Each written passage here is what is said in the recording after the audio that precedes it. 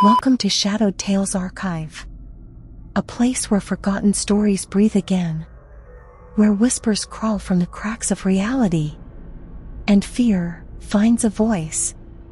Turn off the lights, put on your headphones, and listen closely, because some tales were never meant to be told. Tonight's story is titled, The Hallowing at Dreamshore Park. Let the shadows speak. Part 1. The Training Badge. I didn't apply for the internship at Dreamshore Park. Someone applied for me. That's what I kept telling myself as I stared at the laminated badge in my shaking hands. Ellis Ray, Mental Wellness Intern, Guest Services Division. It had a cartoon sun in the corner, smiling way too wide.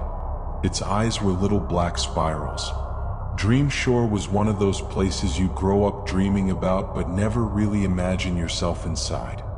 The kind of park with $1,000 fireworks shows, piped-in vanilla scent, and underground tunnels so the mascots never break character. I never wanted to be part of that illusion. But apparently, someone thought I'd be perfect for the mental wellness program. A brand new initiative, barely a week old. A new kind of care for a new kind of guest, the orientation leader said. Her voice sounded like an airline safety video that looped forever in the clouds. They handed me a tablet. No printed papers, nothing they couldn't wipe remotely. Inside the training module was a note from Dr. Verne, the division director. Alice, we selected you because you understand trauma. You'll fit in just fine. If anything seems strange, keep watching. It gets stranger. The orientation ended at 9 a.m. By 9:02, I had a list of flagged accounts from the Dreamshore mobile app. Guests who had made disturbing posts or search terms like exit without alarms, Dreamshore deaths, what happens if you die on park grounds. I assumed it was a prank until I clicked the first profile. At Mirror Glaskid. Going home means nothing when you're already hollow. Maybe the old lake remembers who we were. Attached was a photo, blurry. A figure standing at the edge of a body of water, back turned, long hair matted to their neck. The GPS tag said Hollow Lake, an attraction closed for almost 20 years. But the system marked their park ticket as active. I asked my supervisor Riley about it.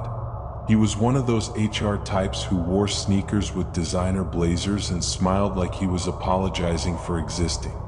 He gave my screen a lazy glance. Oh, ARG kids again. Happens every year. Some edgy group trying to get views or clicks. Noted in the log. Don't engage unless they're disruptive. They're at a closed attraction, I said. Isn't that a problem? Riley sighed. His smile didn't waver, but his tone dropped. Let security know if it'll make you feel better. But trust me, that ride's sealed tighter than Fort Knox. Been like that since '04. Just pipes and rot. I didn't believe him. At lunch, I skipped the cafeteria and snuck into the records room. Most of the files were locked, but one stood out. Incident 11B. Date, December 15, 2004. Location, Hollow Lake. Status, permanently sealed. Summary: 9 guests found deceased inside the ride. Wounds appeared self-inflicted. Ride audio loop still functioning. Background music included corrupted speech patterns, garbled messages embedded in the smile track. Ride was shut down and sealed. Staff later reported sightings of unauthorized guests entering Hollow Lake. No confirmed recoveries. All internal footage lost or damaged. No names. No photos.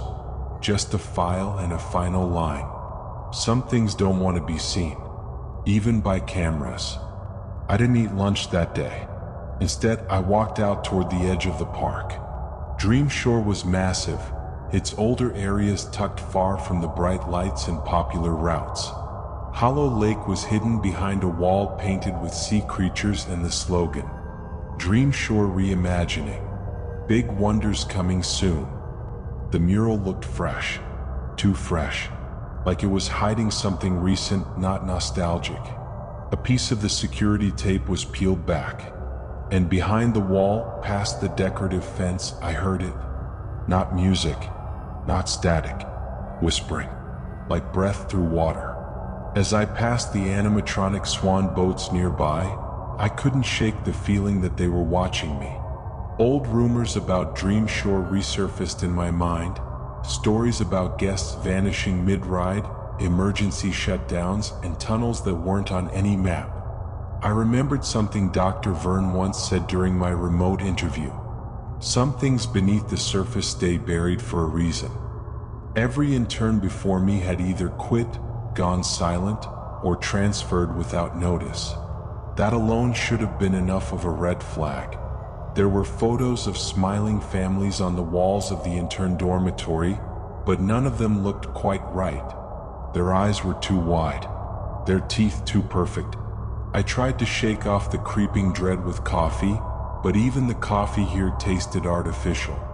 Like everything else in this park, the walls in the staff corridors were lined with mirrors. Some showed my reflection, some didn't. When I asked an older janitor about Hollow Lake, he went pale and muttered, "Don't look for what's looking for you." Every time I blinked, I felt like the shadows were slightly different. Not longer, not darker, just watching. The incident report folder had dozens of files with dates but no descriptions. All were marked with the same symbol, a sun with spiraling eyes. That night I stayed late. Something was scratching at the inside of my head. That same whispering sound from Hollow Lake. It wasn't a memory anymore. It was there, crawling under my skin, whispering without words. I opened the Dreamshore staff app on my tablet. I searched at Mirror Glaskit again. The profile was gone, but there was a new one, at Sunken Heart 89. Don't be scared of the hollowing. It just takes what you don't need. Underneath was a blurry photo, this time of the intern dorms. My window. I didn't sleep that night. Part 2. The guest who wasn't on the list. I reported the at Sunken Heart 89 post to my supervisor the next morning. Riley looked up from his coffee like I just told him the park was haunted, which, to be fair, I kind of had. "Are you sure it's not just a prank?" he asked. "Kids pull this kind of crap all the time." "I don't think so," I said. They posted a picture of the intern dorms. My window. Riley's smile faded, only for a second. Then it returned, more plastic than ever. "I'll escalate it to systems," he said. "For now, maybe keep your curtains closed." The sarcasm didn't help. I couldn't shake the feeling I was being watched, even when I wasn't near Hollow Lake. That whispering? It hadn't stopped. At breakfast, one of the other interns, Mara, asked if I'd been hearing things at night. When I said yes, she didn't speak again for the rest of the meal. Security was doing a sweep that morning. They wouldn't say why, but I overheard one officer whisper, "We're too short again." Guests had been leaving early in droves, citing motion sickness, migraines, or bad energy in the park. I started tracking it. Most of them had visited the western quadrant, the area bordering Hollow Lake. During a system training session, I got bored and began scanning guest list logs. That's when I saw it. A single day pass for Natalie Vale. No entry time. No exit scan. The badge ID didn't ping at any turnstile. I clicked the image. It was corrupted, like static had eaten half her face. But something about it was like a childhood sketch. A face I almost remembered. Almost. I asked one of the older guards, Mikhail, about the name. He didn't speak at first. Just lit a cigarette and stared out over the rooftops of the park. Then, "That's the girl from the hollowing. She comes back sometimes. Don't talk to her. Don't follow her." I asked what the hollowing was. He crushed the cigarette out with his thumb. "It's what happens when the park remembers you. even when it shouldn't. That night, I dreamed I was standing on the edge of Hollow Lake. The water was glass smooth, perfectly still. Then it breathed, like something beneath was inhaling. Slowly, hungrily, it whispered my name, but not like a voice, like a memory that didn't belong to me. Something stirred beneath the surface, a shape, a face.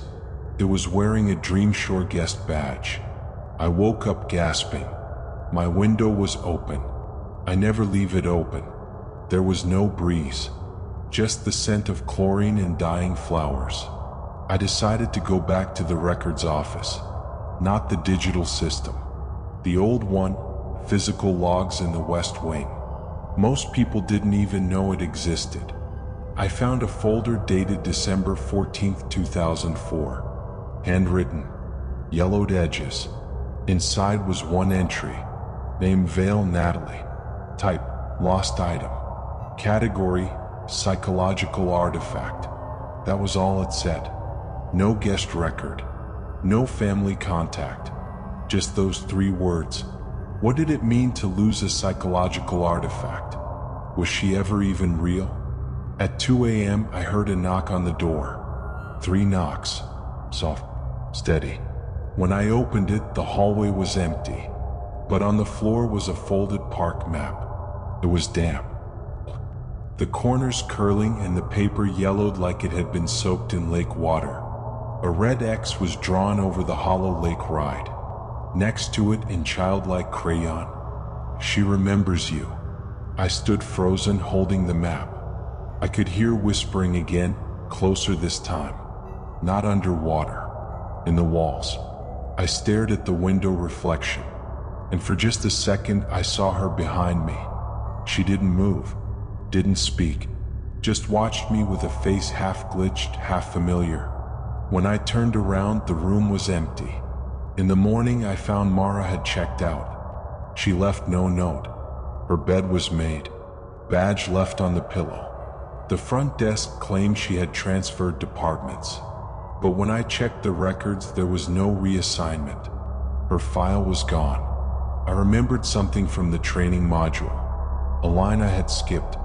If any employee expresses awareness of returning guests or engages in unsanctioned research on Hollow Lake, flag and report immediately. So I flagged myself. I submitted a dummy report on my own activity, hoping to trigger someone, anyone, to respond. But the only reply came from a private inbox. From Internal Oversight. Subject, Natalie Vale. Do not speak her name aloud. Do not follow her reflection. If she addresses you directly, smile. Nothing more. OSD Watchtower 3. There was no return address. No signature. Just the Dreamshore emblem at the bottom. The sun with spiral eyes. By the end of the day, I'd seen Natalie 4 times. Once on the guest tram. Once in the hallway mirror. Once reflected in the lake during a walkthrough.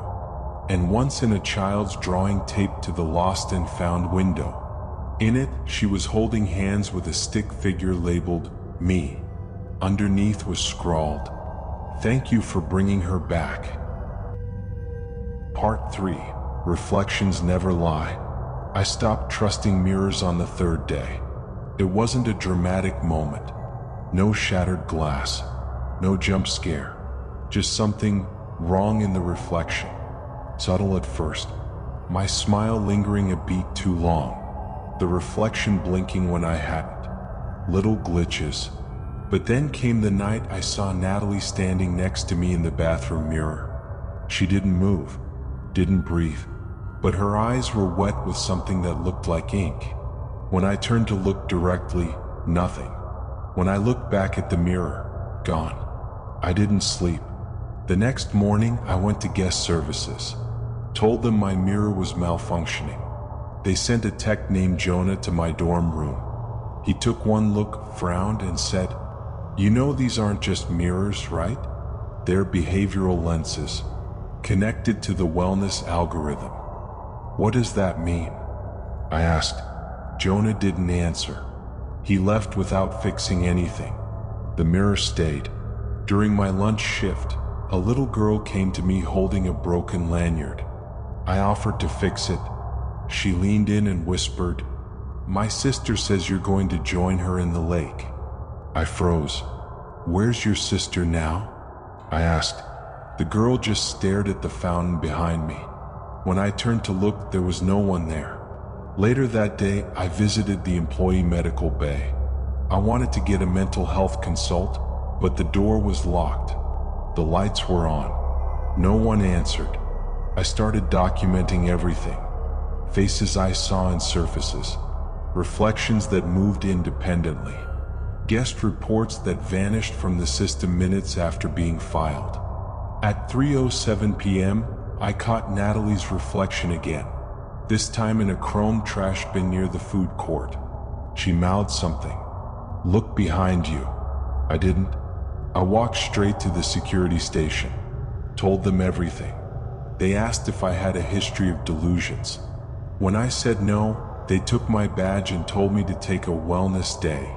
That night, my mirror turned black. Not dark, not dim, black. Like ink had flooded it from within. No reflection, no shine, just pulsing void. I couldn't stay in the dorms. I walked, fast, straight toward Hollow Lake. The fence was down, the mural peeled away. The ride gate stood open, metal arms frozen mid-wave. A trail of wet footprints led inside, bare feet, small, leading into the dark tunnel of the long-dead ride. Inside, the air was still, stale. Boats sat quietly on the dry track like abandoned coffins. Everything smelled like mildew and memory. As I moved deeper into the tunnel, the whispering returned. Not from the walls, from the mirror in my hand. I had brought a compact out of paranoia. In it, Natalie was crying. "What do you want?" I asked. She whispered, "To finish what you started." I heard footsteps behind me. Turning, I saw Mara. She looked different, pale, lips chapped, eyes hollow like scooped out marbles. She smiled. "It's better down here," she whispered. "You don't forget anything. The hollowing remembers for you." I backed away. My foot hit something hard. One of the boats. Its control panel was cracked, but the green light blinked slowly, like a pulse. Mara stepped closer. Her voice softened. "We weren't meant to leave. That's the lie. That this park ends at the fence. It doesn't. It stretches further. Under. Through." I tried to step past her. She didn't stop me. But as I passed, she whispered again. "You were there too, Ellis. You just don't remember." My chest tightened. "What do you mean?" She didn't answer, just pointed to the compact mirror in my hand. "Ask her." The mirror vibrated. I looked down. Natalie was still crying, but now her face looked younger, less glitch, more real. She mouthed the words again. "You promised." I ran, out of the tunnel, out into the cold night air. And behind me, for the first time, I heard footsteps echo that didn't belong to me. Part 4. The Lake Remembers. I didn't go back to the dorms. I slept in the employee break room behind the souvenir shop, curled up between boxes of plush mascots and promotional mugs. Every time I closed my eyes, I saw Natalie and Mara, and that black mirror pulsing like it was alive. In the morning, the break room mirror was fogged over, but not from heat or steam. Words had formed in the mist. "You were here before." I wiped the mirror. The words vanished. My reflection was normal, but my heart pounded in a way that felt like memory trying to claw its way out of my chest. I skipped my shift, wandered through the back paths of the park, the ones only employees used. I needed answers, not distractions. In a forgotten corner near the original Hall of Whimsy ride, I found a rusted maintenance door. It creaked open when I pulled it. No lock, no alarm. Inside, it smelled like copper and mildew. The air was thick, The walls were lined with old ride control panels and faded posters, and on one table, a stack of guest badges. They were all expired. Most were smudged, but one name jumped out at me, Alice Ray. My hand shook as I lifted it. It had a date, December 14th, 2004. That was the day before the Hollow Lake incident. The day 9 people died, but I would have been a kid then. How could I have a guest badge? I stumbled out of the room, nausea rising. My phone buzzed, a notification from the Dreamshore app. I hadn't opened it. It said, "Welcome back, Natalie." I stared at it in disbelief. My account had been altered. The profile photo was corrupted.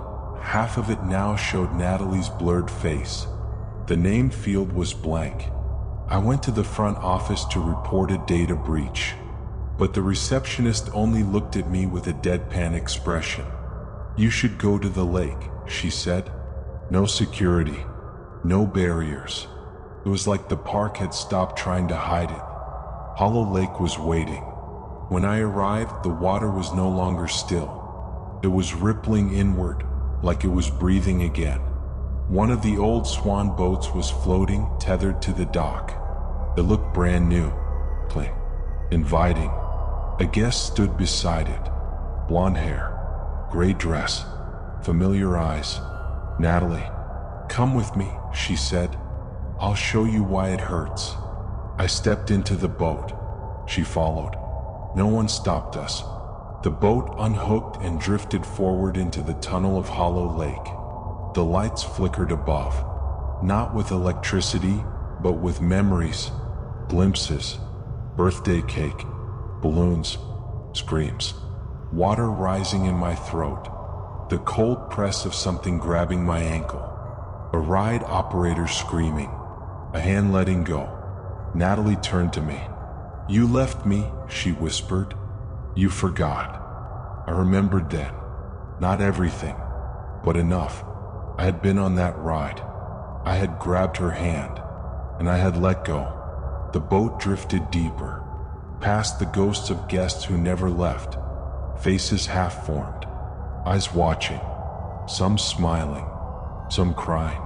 I whispered, "I'm sorry." "Too late," Natalie said, "but maybe not for the others." The ride track ended ahead. A pool of dark water opened before us. A soft light glowed from beneath. Shapes moved below the surface. Familiar shapes. Natalie stood up. The hollowing is memory. Pain that refuses to drown. "And you?"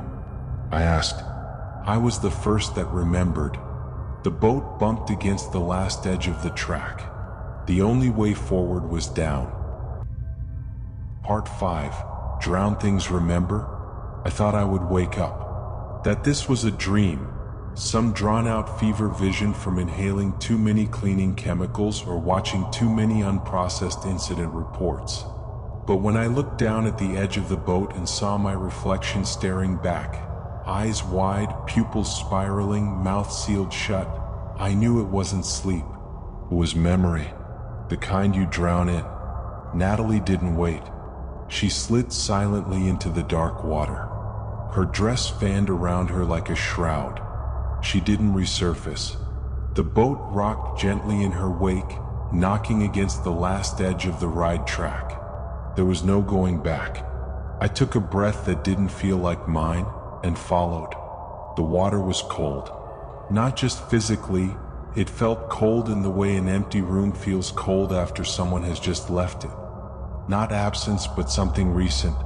The surface vanished behind me like a trapdoor slamming shut. The only light came from beneath. As I swam down, shapes floated around me. Not people. Not yet. Just impressions. A balloon string.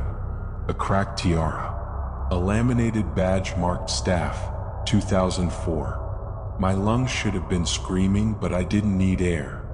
I realized then I wasn't breathing at all. The descent ended at a sunken platform covered in silt. Old props from the ride were still bolted into the floor. Dancing swans, puppets in sailor suits, rotted paper moons. Natalie stood waiting. Her eyes were hollow, not from decay, from loss. "This is where it began," she said, "and where you left me." I wanted to protest, say I was a kid, say I didn't understand, but I couldn't lie down here. The water stripped truth from your bones. I remembered my parents shouting, the sound of sirens, my hands slipping from hers. I had let go. I had lived. She had not. Around us, more figures appeared. Children, teens, a few adults, all with blurred faces and faded uniforms, each one missing something, a limb, a voice, a name. Natalie moved through them like a conductor, and the drown began to hum. The sound wasn't song. It was memory turned inside out. The static of forgotten birthdays. Laughter cut short.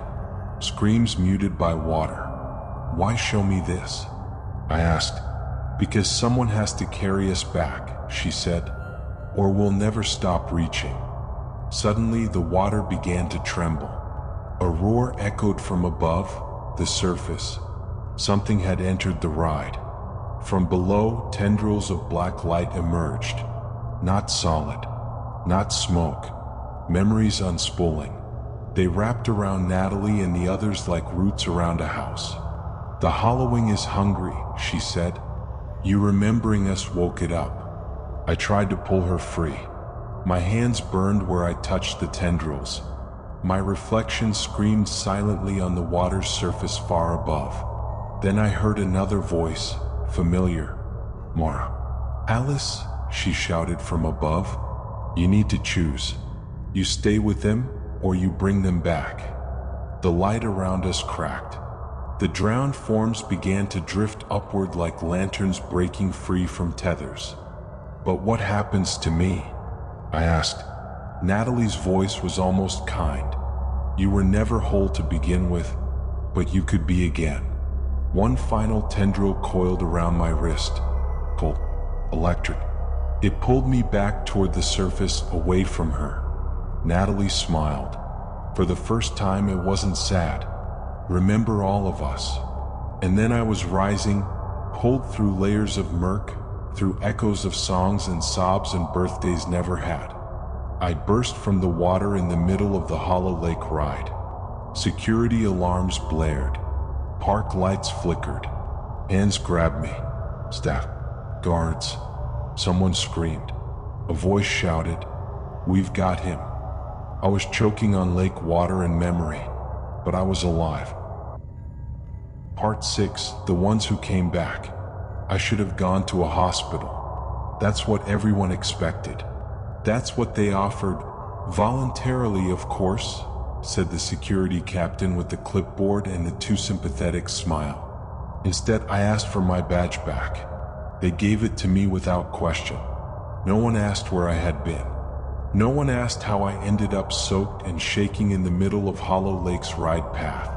They didn't even ask how I was still breathing after spending 15 minutes underwater with no air supply. They just wanted me out of the way. When I returned to the dorms, Mara was waiting outside. She didn't speak, just held out a towel and a dry hoodie like she'd known I'd come back this way. Inside, everything felt colder, dimmer. The hallway mirrors had been removed. Blank hooks in the wall remained like amputations. Other interns avoided me. A few glanced up, whispered something, then quickly looked away. One of them crossed themselves. On my bed was a sealed envelope. Inside, a list of names. At the bottom was scrawled in Sharpie. These ones came back. I recognized 2 names from the original incident file. The rest were unfamiliar until I started seeing their faces around the park. Guests with oddly blank expressions, standing too still, smiling too wide. Employees who never blinked. They weren't new. They were returned. They were in guest lines, food courts. One was operating the carousel. Another swept trash but never moved more than 3 feet in either direction. And when I looked in their eyes, I saw the lake, not a reflection, a presence. Mara finally spoke that evening. They slipped through the hollowing, not all the way, not like Natalie. What are they now? I asked. Ghosts? Hollows, she said. Memories with skin. That night, one of them knocked on my door. I didn't answer. I watched through the peephole. It was a boy, maybe 16, smiling, holding a paper cup of popcorn. His Dreamshore badge was faded. The name had been scratched out. He didn't move for over 2 hours, just stood, smiling. In the morning he was gone, but the hallway carpet was wet. I started seeing them more frequently. One in the reflection of my coffee cup, two sitting silently in the back of the employee tram, always watching, always too still. The hollowing hadn't let go. It had thinned the veil, and I was the one who tore the hole wider. Natalie's voice echoed again that night, not in dreams but in the ceiling vent. You brought them back. Now you must carry them. I went to the security archive. The list of park employees had changed overnight. 10 new names, all the ones from the envelope. I checked the camera footage from Hollow Lake. It glitched every time one of the return passed through. Static, audio errors, whispers. The system was breaking under their presence, and I was the only one who saw it coming. Part 7. Whispers in the system. It started with the turnstiles. Guests would scan their bands, but the lights wouldn't turn green, or they'd flash red, then green, then nothing at all. Some guests walked straight through even when the gates hadn't opened. Security brushed it off as a glitch, but I watched the surveillance tapes. The guests who passed without triggering the gate weren't on the entry logs. They had no names. The tech teams ran diagnostics. Everything checked out, but the anomalies kept multiplying. Ride data began disappearing. Queue times would reset. Guest satisfaction scores would plunge for rides that had supposedly been shut down for maintenance. Worst of all, the Hollow Lake Zone was reporting active ride cycles, 10 to 15 per night, every night, even though the ride was still sealed on the surface. I checked the internal ride control feed. There was no camera feed inside, only telemetry, but something was triggering the ride sensors. Weight loads, motion, track activations. Something was riding the Hollow Lake boats. I brought this to Mara. She already knew. They're coming back through the system, she said. Not as guests, as patterns. I didn't understand what she meant until I saw the faces in the error reports. Blurred screenshots embedded in crash logs. Eyes that watched you even as the app failed. The Dreamshore app on my tablet stopped responding entirely. When I tried to reset it, the boot screen showed my face, distorted, stretched, and behind it, Natalie's voice whispered beneath the login chime. I went to IT. The office was empty. Monitors flashed static. Someone had written on the wall in dry erase marker. Too many echoes. We can't overwrite what won't forget. Guest reports piled up. People claiming they got notifications from the app in voices they didn't recognize. Instructions to go to Hollow Lake. Some of them obeyed. One report said a family of 4 entered the park. Only 2 exited, but the system claimed all 4 were still inside. No one could find them. Security shut down all tracking for the Western Quadrant. Their reasoning? Signal interference. I knew better. The hollowing wasn't haunting the ride anymore. It had moved into the network. Every time I passed a digital sign, I saw fragments of old photos. 2004 birthday banners, missing persons posters, animations of mascots that hadn't existed in over a decade. And then the system glitched during peak hours.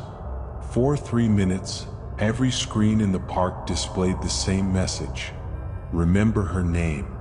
The words were signed with a symbol, a spiral sun. That night, I opened the elevator in my dorm building. The interior was covered in mirrored panels. On every surface I saw Natalie, and behind her, others. The doors wouldn't close, not until I whispered her name. Only then did the elevator descend. At the bottom floor, the hallway wasn't part of the park. Concrete walls, rusted pipes, old signage that read, "Employee tunnels, authorized access only."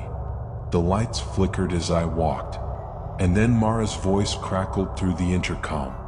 "They're no longer hiding, Ellis. The system is bleeding. You have to decide if you'll contain them or follow them." Part 8. The Hollowing Protocol. The tunnel stretched further than it should have. It didn't curve or fork.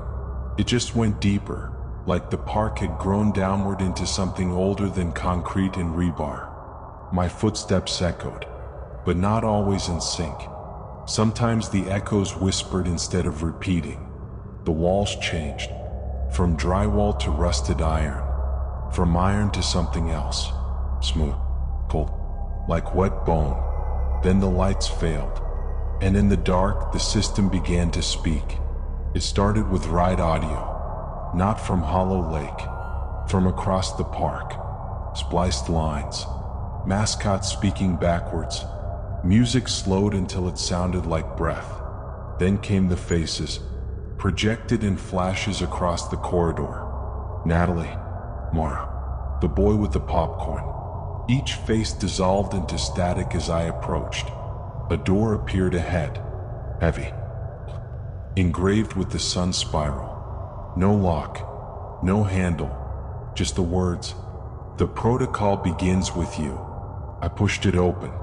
Inside was a control room, but not like any I'd seen. This one was analog, endless rows of switches and reels, screens that showed live footage of places that didn't exist anymore. In the center stood a chair, occupied. Dr. Vern. She didn't turn to face me, just spoke. "You've come far, further than any of them. Are you ready?" I asked her what the hollowing was. "A memory loop too dense to delete," she said. "When tragedy repeats, it becomes pattern. When pattern infects systems, it becomes protocol." "So what happens now?" I asked. "You finish the loop, or you break it, but either way you stay. One way or another, someone always stays." Behind her, the screens flickered with footage of me, as a child, screaming on the Hollow Lake ride. Natalie reaching for my hand, me letting go. "You've seen what happens when we forget," she said. "Now you must choose what we remember." The chair beside hers lit up, vacant, waiting. A console glowed red. A prompt appeared. "Upload pattern to archive? Y/N." I understood then. If I uploaded, the memories would live forever. Natalie, the drowned, all of them. Preserved, but never freed. If I didn't, they would fade, and so would I, and the cycle might begin again, or end quietly in forgetfulness. Mara's voice whispered behind me, "Some stories survive through sacrifice, others die in silence." I thought of Natalie, her smile in the dark, her eyes in the mirror, her words in the vent. "Remember all of us." I reached out. My finger hovered over the red switch. I looked back once. Dr. Vern was gone. The room was empty, except for me and them. I pressed yes. The system shuddered. The corridor behind me filled with light. 1,000 faces flickered through every screen, each one blinking, remembering. The ride at Hollow Lake shut down permanently that night. The gates were sealed. The app stopped functioning in the western quadrant. Guests still came, but no one asked about the lake, except one child months later who pointed at the empty waters and said, "Mommy, that's where the memories sleep." And far beneath the ground, in an offline server room no one remembered building, a single message blinked every night at midnight. "Protocol complete. She is remembered. And that was tonight's tale from the Shadowed Tales archive. If it left a mark on your mind, if the silence feels heavier now, then the story did what it was meant to do. Don't forget to like, subscribe, and share the darkness. New stories are always on their way. Until then, keep the lights low and the doors locked.